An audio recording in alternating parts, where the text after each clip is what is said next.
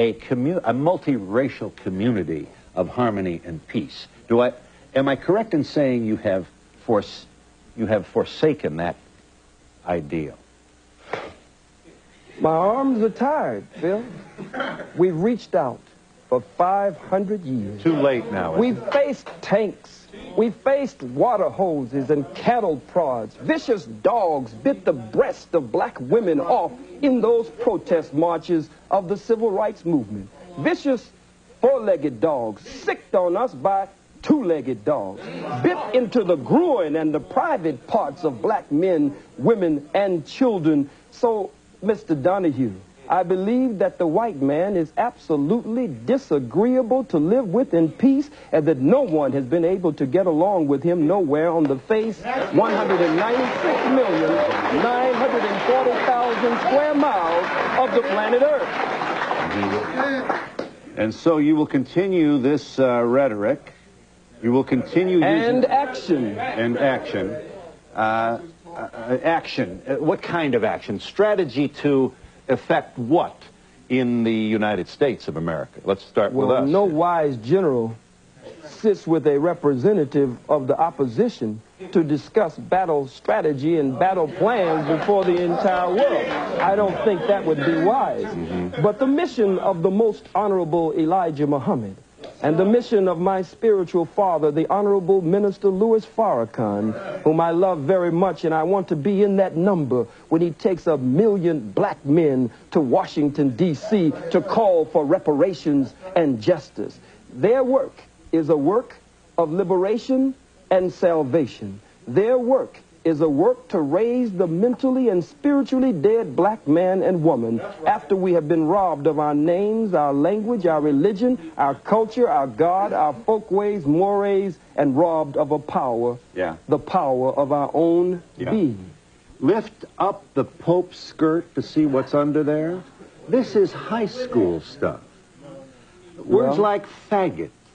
It's an immature sort of failure to really get out of the old Beavis Butthead kind of environment. Certainly you can't be proud of this kind of language that you use. Well, if it is high school, then faggot? The Bible, listen for a second, the Bible speaks of lifting up the skirts of the garment. Oh, I'm surprised that you feel. It's a metaphor. It's symbolic language. I'm not at all interested in what is under the Pope's clothes. I'm not into that. It's a metaphor.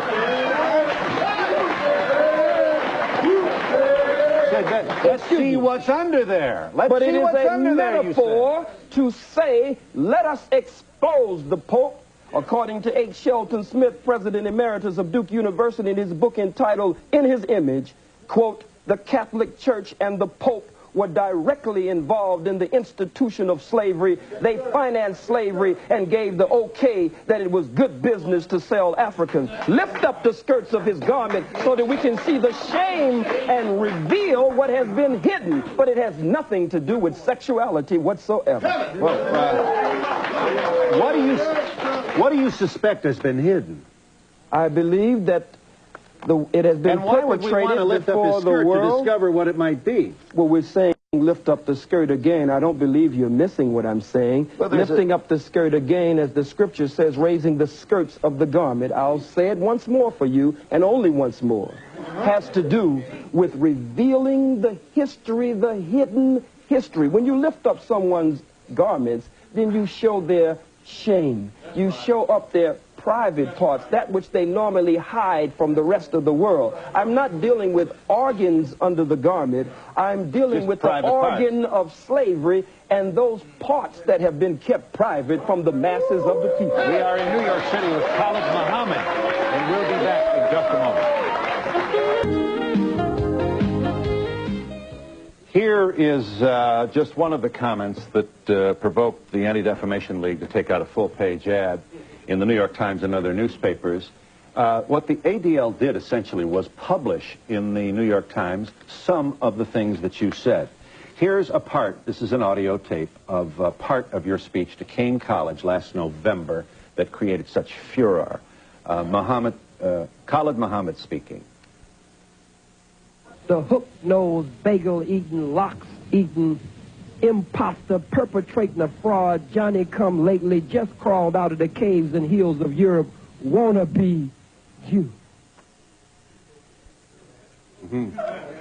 Not presuming you haven't been asked this before, but may I ask you kindly to speak to the loved ones of Schwerner and Goodman, who died with one of your brothers, Cheney, buried in a shallow grave in the South in the middle of the Civil Rights Movement because this black man was seen with two white Jews down there causing trouble, trying to promote the civil liberties of your people.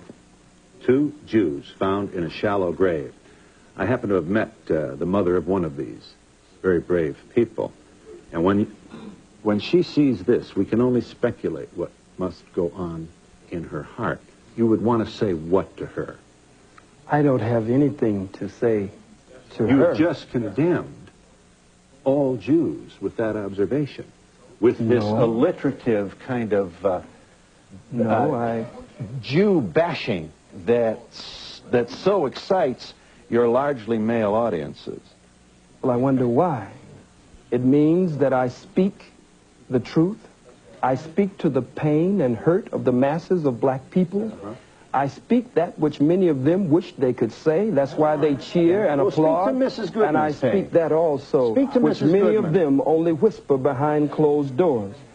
I think it is very arrogant to put this on the screen, and for you and for others to attempt to tell me, one of the Holocaust victims of the African Holocaust, displaced in the death and decadence of the diaspora of the Western world after having been robbed and raped and murdered, to tell me how to hurt. These are strong words that you put on the screen, but you cannot tell the aggrieved and the victim. As I was talking to Brother Malik Zulu Shabazz, the young student warrior from Howard University, and we were going over this, and we said, how do they expect to tell we who have suffered so much how we should speak? When you're hurt, you'll say faggot, you'll say cracker, but you don't want to give me time to say where these terms came from and how they apply to your people here in America. If it is true. If it is true that I don't want to give you time to explain the etymology of these words, it is also true that you apparently don't want to respond to my question regarding the loved ones of two Jews who lost their lives to stop the diaspora of the black people. I don't know. Do you have any? I don't know why they were there, and you don't know why they were there. But really? I must say this. So you're wondering whether they were there for your people? I'm not wondering at all about them. I'm concerned with the suffering and the pain of the masses of black people. No one wants to pay reparations. The Jews received over $100 billion in reparations and gets $4 billion annually. A Holocaust museum was set up for them on this soil for over $200 million, and they get $21 million annually just for operating expenses. But the Catholic Church, the Pope, the Jews, the Arabs, white people in general, no one wants to pay reparations to these, the sons and daughters of Africa. So I speak to them. I speak to them. I don't speak to the family of those two Jews. There are too many of us for me to speak to them.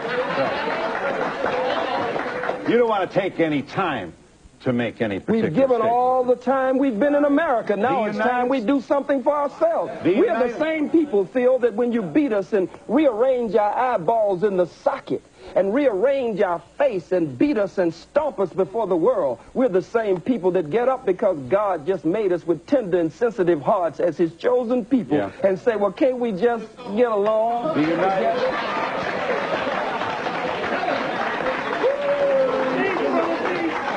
The United States House of Representatives, in an unprecedented action.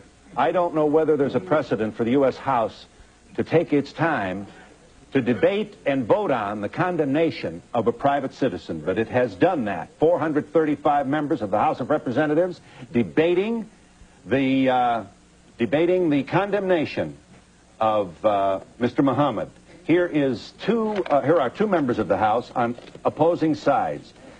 Calling for the censoring of Mr. Mohamed is Congressman Lantos, followed by Congressman Abercrombie, who makes a statement in behalf of free speech. Watch this, House of Representatives. On November 29, 1993, at Keene College in New Jersey, Mr. Khalid Mohamed, a senior representative of the Nation of Islam, delivered an outrageous and violent attack on the principles of racial, religious, and ethnic intolerance. His attempt to incite violence by preaching bigotry and hatred must be swiftly and forcefully condemned by this body. Governmental sanction against any speech, objectionable as it may be, is always suspect. The Constitution has proven to be our strongest safeguard against the Mohammeds of the world. Let us respect and revere the Constitution of the United States and vote down this resolution. Congressman Abercrombie's position did not carry. The final vote by the House of Representatives on the matter of condemning Mr. Mohamed was 361 yea, 34 nay. You have, sir, been condemned by the United States House of Representatives. I assume you are flattered by that action.